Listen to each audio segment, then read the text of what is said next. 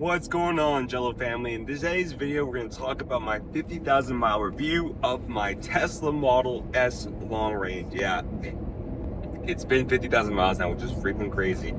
I got this car used, and I think when I got it was about like 10,000 miles or so. So now we're jumping up to 50,000. And this is all in the span of a year, which is insane. I've been driving this car a ton, especially all around California. So I feel like I've got a good handle on this whole car thing and how long I've been driving it, and just kind of like my experience driving the Tesla Model S long range. So I want to give you guys my honest thoughts and my review of it, how it's performed, the maintenance on it, and what I've kind of like done with the car. So overall, the maintenance, you need to realize as Tesla, you get 4 years standard like basic warranty, where they take care of everything for you within these 4 years of owning the car. And then you also get a 50,000 mile warranty. So whatever comes first, 4 years or 50,000 miles. Obviously, it's been what, the car was created in 2022, so it's 2024 and I already drove 50,000 miles within 3 years. So as you can tell, I drive a ton. So for me, I've been driving the car a lot and it's been a lot of fun, but it's time for me to kind of start paying out of warranty, which is kind of unfortunate, right? So during the whole kind of process of the car, I've had a couple things break under warranty. First was the door handles. The Tesla door handles for the Model S, they go in and out, in and out, in and out. That's how you open doors. Not so much the Model 3 where you kind of have to push the door handle, you pull out, and that's how you open the door handle. But for a Model S, you have to, there is a motor that opens the door handles, opens in and out, and that broke probably twice already within the car. So I had to have that motor replaced within the door handle. That was a free fix because it was under warranty, which is nice. Also, I've had several other things to break with the car. So the center console within the car wouldn't open and close anymore, and that broke as well. They had to replace that center console. The seat over here, it wouldn't go backward and forward anymore, so we had to get that replaced. Not so much the seat, but the motor within the seat that had to get replaced within the Tesla Model S. A lot of rattling sounds here on the left and right pillar of the Model S, so we had to get that checked out. Kind of like they just put some tape on the rattling sounds of it. That was one thing. One of the most expensive ones, thank God it was under warranty, but it had to get replaced, was that the air suspension had popped within the car. So because the air suspension had popped within the car, I am not too sure if that's just from aggressive driving or whatnot, we had to get that replaced, and that was all free. But what happens was when the air suspension pops, you kind of just end up constantly hearing the car just trying to adjust the suspension, and it just fills with air, then like releases air, fills with air, then releases air, and then you're just kind of out of luck with regards to that air suspension, and then you had to actually get that whole thing fixed and replaced. That took about 2 days or so for them to fix that, which was unfortunate within the car. So we had to get that air suspension replaced. There's a couple of, like, it's actually a lot of things if you think of it. Thank God it was all under warranty, right? The autopilot camera fell off on the left pillar. That one, they did not replace it for me because I had a wrap on the car, so that may have like kind of affected it. So that was $100 to get replaced within the autopilot camera falling off within the car. And then the main cabin camera broke. So if you guys are curious, I have a main cabin camera within the Tesla. It just kind of like monitors inside the camera, make sure you're looking at the road. That thing broke, so when that broke, my navigation kept rerouting within the car. So I'm assuming that the cabin camera that faces, maybe it's not the one that faces inward, but more so faces outward on the road, so it'll constantly reboot, and then I wouldn't be able to use full self-driving or even the navigation system on the car.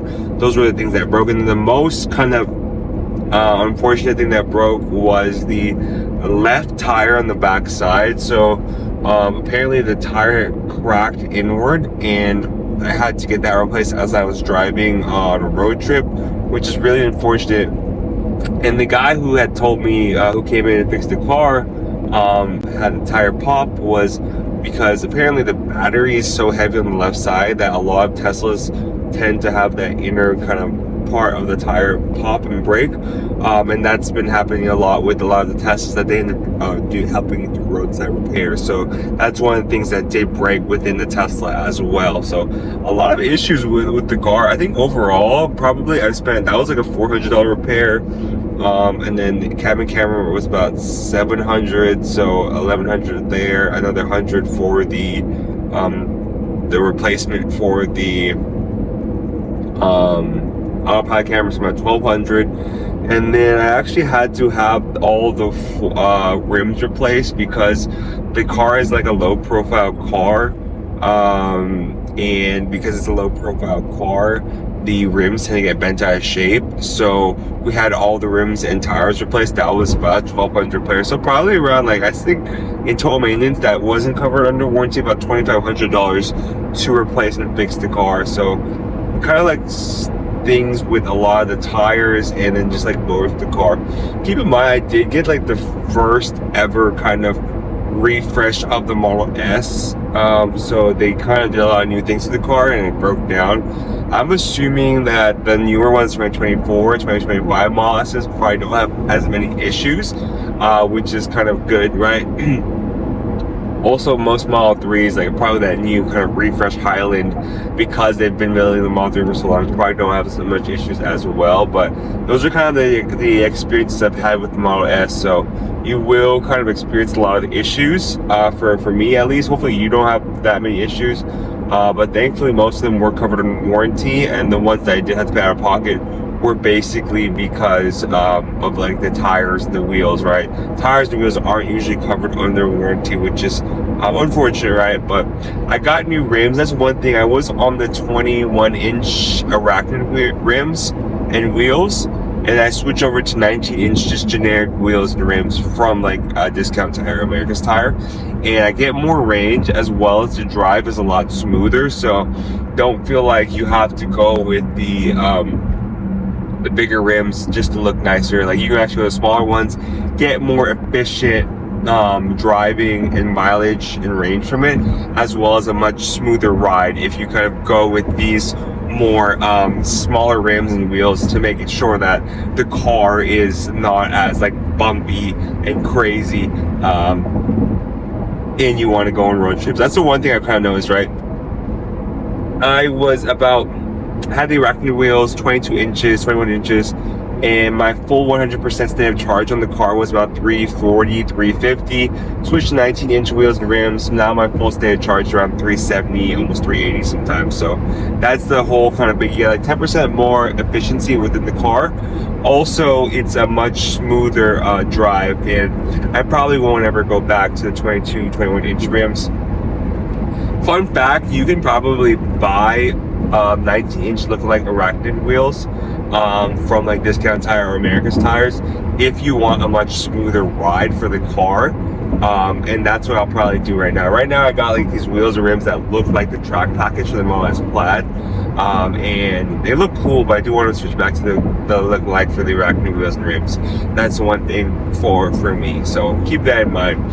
I do enjoy the car itself being very sleek looking, and I do enjoy the room. That's the one reason I switched over from Model 3 and a Y over to an S, because one, I wanted a lot more range, which I did get with this car.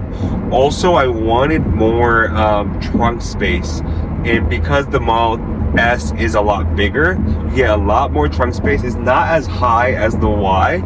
Also, you get more front space. So that's the cool thing about the car. It's a lot bigger, and your friends and family have a little bit more room there. If you guys have ever ridden in back of a Model 3, it's kind of very tight. It's really meant for like 2 people, honestly, front and back, and then maybe small kids in the back seat for the car for the Model 3.